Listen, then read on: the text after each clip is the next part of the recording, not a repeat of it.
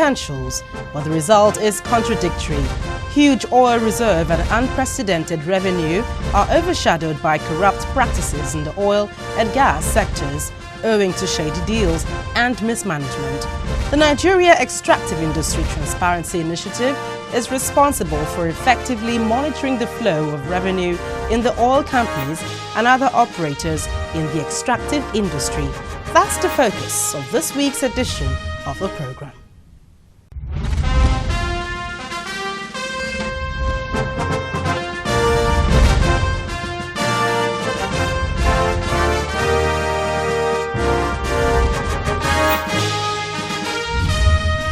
Hello there, thank you for joining us again on the program this week. I'm Gloria Umezuke.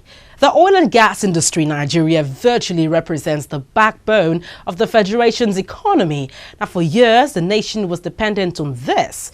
But now, the Fiscal Allocation and Statutory Disbursement Audit by the Nigeria Extractive Industries Transparency Initiative revealed that Nigeria earned about 30 trillion naira from oil and non-oil revenues between 2007 and 2011. And of course, there's been other audit reports. But I spoke to the Executive Secretary of Nigeria Extractive Industries and Transparency Initiative, that's NEITI, on this audit report. Well, let's show you now a report on the presentation of the audit. Please come nearer down. The Nigeria Extractive Industries Transparency Initiative, NEITI, has announced that over 30 trillion naira was remitted to the federal government between 2007 and 2011. The amount represents remittances from minerals and non-mineral revenues into the Federation account. According to NEITI, 23.7 trillion naira was released from the mineral sector, while 4.014 trillion naira came from non-mineral revenues during the same period. The country earned another 2.3 trillion naira from value-added tax. The chairman of NEITI, Mr. Ledumite, also used the occasion to clarify reports of under-remittance of funds to the federal account in 2011. 31.15 billion naira was reported by FAC as under-remittance of funds by NNPC as at December 2011. Let me note here, however, that in the process of getting the comments of the covered entities as required by the NEITI Act, we received confirmation that this sum of 31.15 billion naira was subsequently remitted to the Federation account by NNPC in February 2012, outside the period covered by this audit. Meanwhile, the Executive Secretary of NEITI, Mrs. Zainab Ahmed, expressed disappointment over the lack of synergy between government agencies and the Central Bank of Nigeria, which has led to disagreements over what is actually earned and remitted by some agencies. There is poor synergy between the various government agencies such as the Ministry of Mines and Steel, Development, the Central Bank of Nigeria, the Nigerian Customs Service, the Nigerian Export Promotion Council and Mining Cadastral Office in the process of tracking records, tracking revenue of exports of solid minerals. The organization urged government to create markets at strategic borders across the country in order to check smuggling of solid minerals out of the country. Well, joining me now is Mrs. Hajia Zainab Ahmed. You're welcome to the program. Thank you very much, Gloria. Well, let's begin this way. Recently, you released two independent audit reports, the one on the solid minerals, 2011, and the Fiscal Allocation and Statutory Disbursement Audit. And this is coming at this time. I'm wondering why we had about 2 years in between before this came out. Any challenges of any sort? Well, this audit, the Fiscal Allocation and Statutory Disbursement Audit, is the first of its kind in Nigeria and also even in the global EITI. It's a very, very bold initiative. The audit is carried out to meet the requirements of the NEITI Act that requires us to report on how revenues from natural resources are applied by various tiers of government, and also how funds are allocated and distributed between the different tiers of government. So it is in meeting with this requirement. It should have come earlier, but it's better late than never. And The next one we'll conduct will be 2012 to 2013, and subsequently it will be annual and therefore regular and more timely. Basically, just give an overview of that report. The objective of the audit is to show the transparency and accountability in the disbursement of resources from the Federation account to the various tiers of government, and also to other statutory recipients that receive funds directly from the Federation account, such as the NDDC, PTDF, the Ecological Fund, the Natural Resource Revenue Fund, and the Excess Crude Oil account.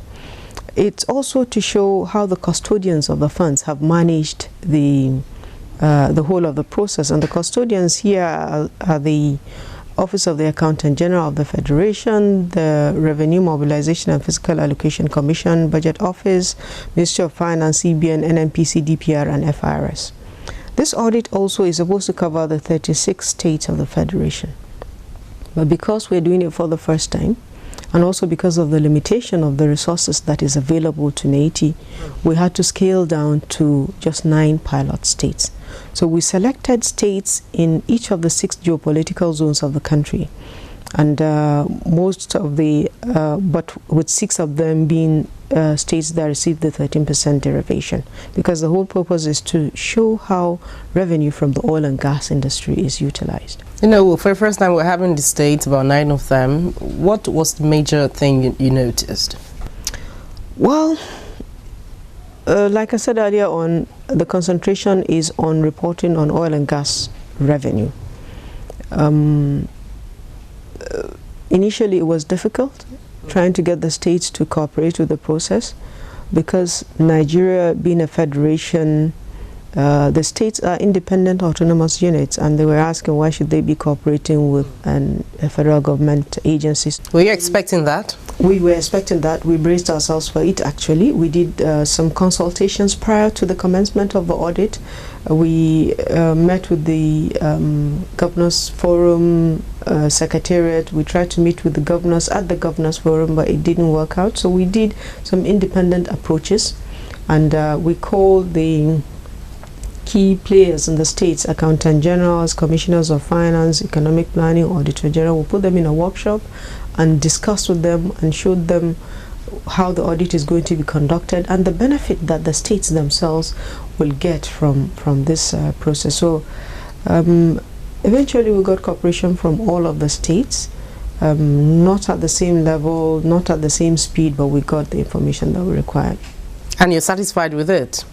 Yes, for this first tranche, yes. Subsequently, we will be going much deeper than the first one. We had to cover more states, and also the level of the utilization. Now we stopped at just the budget utilization level, and we looked at, we did physical verifications of some chosen projects that are selected on a stratified sample basis, and we did physical checks. You know, because when we looked at other reports that came out, for especially state offices of the NDDC, we had the report highlighting that the projects were neither identifiable or not scheduled for monitoring and stuff like that. And we're wondering, how did you manage this? How were you able to properly audit this? For each agency or state that is audited, we designed special templates to collect data from them, and they provided us with the data, and then we now visited them to verify the source of the information that they gave to us. Then the audit process selected some projects to physically visit. So during these visits, GPRS pictures were taken, the information on the schedules were compared to some of the contracts, and it is during this process that we found that the NDDC headquarters and the host states had on their schedules projects that were duplicated on the schedules, and what the audit is therefore calling for is that there should be a reconciliation process between the NDDC and the host communities, and not only that, that there should be a value for money audit to establish whether there is a nexus between what is spent and the value that the host communities are receiving for these projects. Interesting, because I know again from this report, because we have a lot of things the audit said, and so many discrepancies as well. You also observe that subsidy payment for petroleum and kerosene is still not clear and has not been cleaned up, you know. So we're wondering right now, how deep is the situation, this mess we find ourselves? Well, for subsidy, what this audit is saying, like also previous NEITI audits, is that subsidies should be paid from the Petroleum Support Fund that is in the Central Bank of Nigeria and managed by the PPPRA. NNPC deducts subsidy at source before remitted to the Federation. So this audit, like other NEITI audits, is saying that should not be so, and that every marketer, including NNPC, should be paid from the same source. But also the audit is saying that the subsidy claims by the marketers, including NNPC, should be audited. This audit scope does not reach to the extent that they could audit the claims that is filed by each marketer and NNPC. So it's recommending that a detailed forensic audit should be made of claims from marketers and from NNPC on subsidies that have been claimed and paid. Give us an idea of how much the country is saving right now. Saving from the entire audit, from the what's it called now, the solid minerals, and even the other one. The solid minerals industry, the audits show a very interesting development, that revenues from 2010 to 2011 has grown by about 50%. That is very significant potential that we're seeing there, and that shows that some of the reform initiatives that have been started by the Ministry of Mines and Steel are yielding dividends, because the revenue increase is quite fundamental. What's the increase?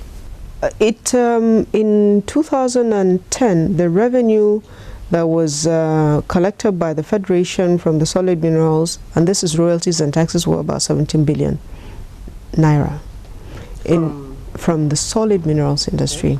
In 2011, it grew to 26 billion. So if the reforms continue and the right